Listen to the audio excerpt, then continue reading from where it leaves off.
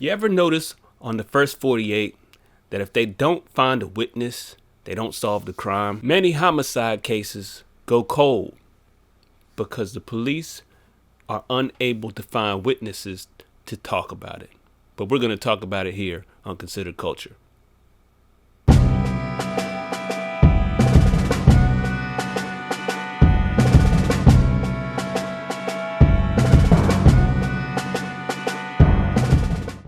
The television network USA just recently ran a new trailer for a dramatic series with actors, not a documentary, on the B.I.G and Tupac homicide case. It seems to mainly focus on the officers rather than on the artists, which seems like an interesting take.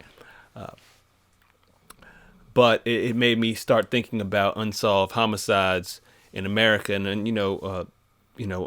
most of the people who get murdered and their shooters or their killers are never apprehended are not celebrities like Tupac and B.I.G.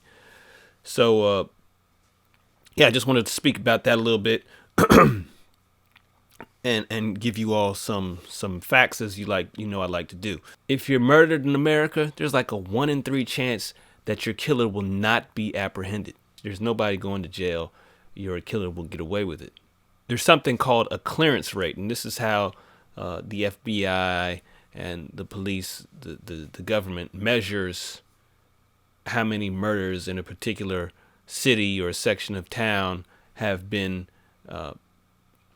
solved, basically, that have led to an arrest. Perhaps not solved, but have led to an arrest, or have led them to somebody being identified as the killer. So sometimes the killer is not actually living themselves, if they find out this years later. So if somebody did a homicide 50 years ago and they finally figure out who did it 50 years later, that person who actually was the murderer may be dead, but the case is no longer listed as uncleared. It's now cleared. It's important to understand when you're looking at the clearance rates that there are clearance rates for the year, and then there are clearance rates, period. So Baltimore had a 50% clearance rate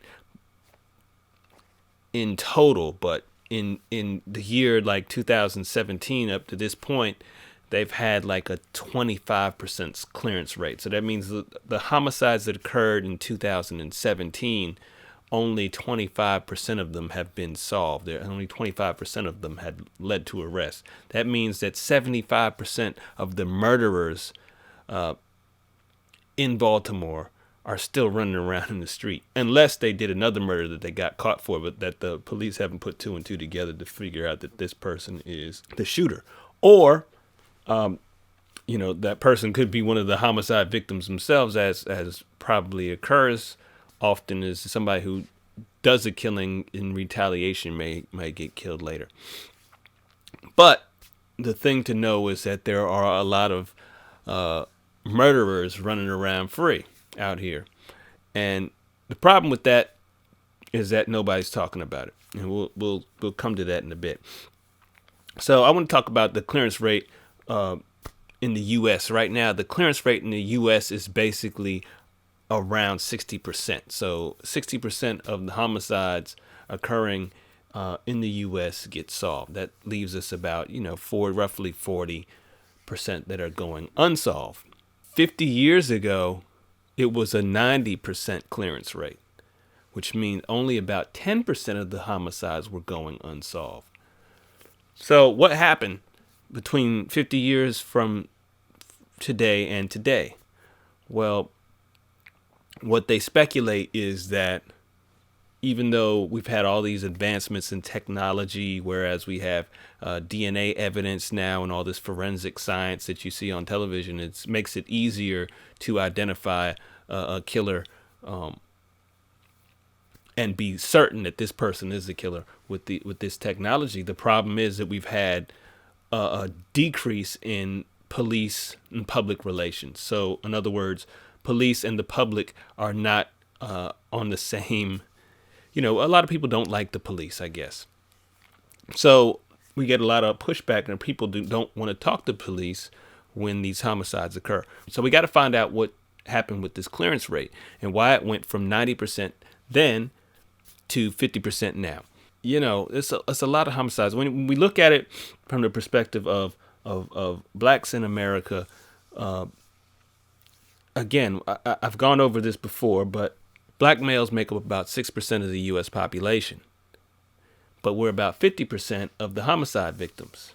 That's a big problem. So that means 50% of the homicide victims in America are black. That means many of these people who are running the streets free are probably black, being that most murders happen intraracially, meaning black on black or white on white or Asian on Asian. So people tend to kill people who look like them.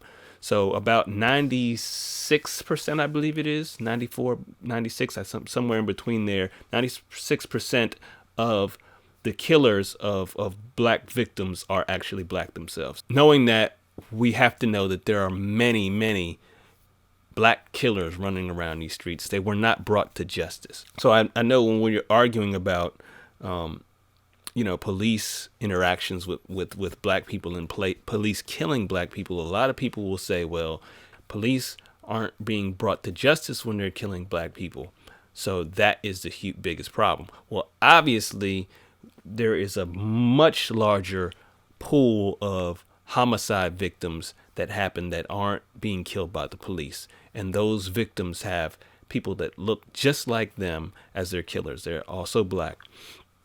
And what we have is a stop snitching culture right now, or stop talking. And we have people being killed and nobody wants to talk to the police, for they have this problem with police officers, which is kind of a circular logic, because a lot of the animosity towards police happens or occurs because people feel that the police aren't solving murders. So there's a lot of people who are angry out there at police for not solving these murders. And at the same time, there are a lot of people out there who are not talking to the police and providing them with the information that they need to lock a lot of these individuals up or capture a lot of these individuals who are committing these murders. So I want to go into Chicago a little bit. So in Chicago, this year, the clearance rate is around or under 20%. What this means is fewer than 1 in 5 murders in Chicago this year have been solved. Fewer than 1 in 5. That is crazy. So last year, the clearance rate was 25%. So this year, it's under 20%. Something has to be done about this. There's just way too many people, in Chicago. That is, most of the people who are dying are black in Chicago. And that's just the basic bottom line. So that means that many of these killers are getting away with it. So I want to go back to clearance rates. When we talk about clearance rates, there are clearance rates for all kinds of violent crimes. Actually, homicide is the one violent crime is the one that gets the most clearance rates. So more of all the violent crimes, a rape, assault, all these crimes, many of them go free. We have to give them that at least homicides are getting solved more often than all these other violent crimes. But the truth remains is that that homicide is probably the worst of all violent crimes. We should have more of a sense of urgency in solving a homicide. Not to say that, a rapist or someone who does an assault or something like that should not be apprehended with the same amount of urgency. However, I just think that homicide is probably the worst crime that someone could commit. Since the 1960s, there have been over 200,000 unresolved cases. Over 200,000 people have not had their killers brought to justice. This has really got to stop. I mean, it's really crazy. With all of the Stop SNitching movement from a couple of years back, and all these people talking about, oh, I'm not telling this and I'm not telling that, or I didn't see anything. You see First 48 where they're grilling the people, the friends or relatives of the guy who got shot, and even their friends aren't willing to speak to the police, and they hear that the person was out there when he got shot and they don't know anything. They didn't see anything. Another example, there was recently a double homicide in Florida. Was it Fort Pierce, Florida? Okay, this happened in a very public place. There were supposedly over 100 people or hundreds of people. Police say hundreds of people were gathered here at Lincoln Regional Park when the shots rang out Sunday night at around 7:45. By the time the gunfire stopped, two men were shot, 30-year-old Diamond Kendrick and 31-year-old Tavarius Thompson. Both died at Lawnwood Regional Medical Center. Aside from a visible police presence, all was quiet at the park today. Unfortunately, investigators say, so are the people who witnessed Sunday's shooting. Police have few details about the shooting or suspects, but they say people who saw it go down aren't speaking up.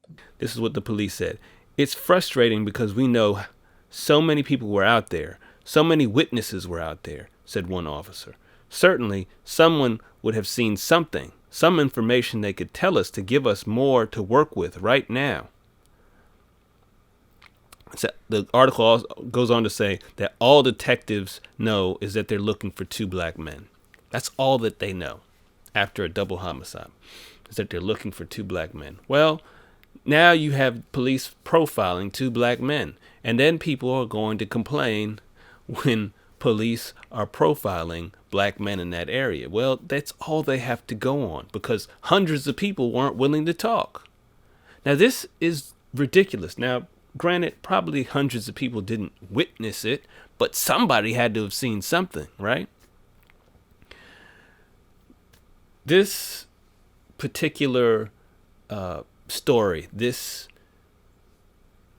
homicide problem in Black America is what drives me to do these videos. I think it is a travesty. I think that it is a problem that so many black people are dying and so little of us have the courage to say anything about it. When it happens in your neighborhood, you sit there and you shut your mouth because of some cultural idea that it's not cool to talk. You know, you lose cool points if you talk. You become ostracized from the community, and people don't like you. And violence could perhaps happen to you if you decide to talk. This is stupid. The fact that we have people. Listen, I've been in situations with college-educated people talking about don't snitch on people. This is how deep this goes. College-educated black folks telling one another that they shouldn't snitch about somebody getting smacked or something like that. Now, this is low-level stuff, but these are like college folks talking about this kind of stuff. That's how deep this idea goes. And I think the idea goes into other areas of black culture as well. There's this whole idea that we should not air out our dirty laundry.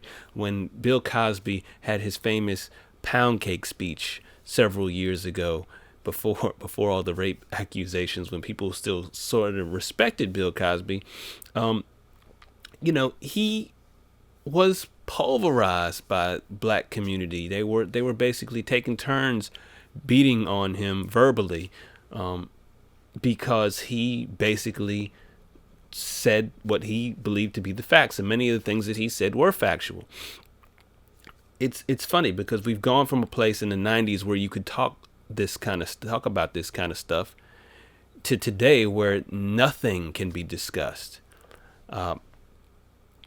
We used to have people like Farrakhan, and I'm not a big fan of Minister Farrakhan, but he at least would challenge black people to do better.